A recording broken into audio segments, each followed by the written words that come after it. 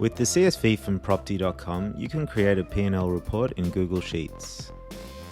This workbook currently has only one worksheet containing the imported table. Add a new second sheet to create a second table to look up the account type sort order. I'll put this formula in the video description. It basically just makes a new table with the unique account types from column J in the imported table. In this case, there are only 4 account types we want to include in our report, so I manually enter the numbers 1 to 4 next to the income, other income, expense, and direct cost account types, leaving the other account types blank to make them easy to filter out.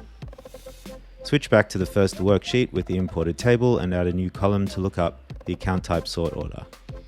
I'll put this formula in the video description, and finally select the whole range and create a new pivot table on a new worksheet. On the new pivot table, drop the new PnL field into the pivot table rows section and uncheck the automatic subtotal option. Include the same field, that's the new PnL field, into the filters section and filter out the blanks to only include the income and expense account types. Drop the account type field into the pivot table rows section. Include the financial year field in the pivot table columns section.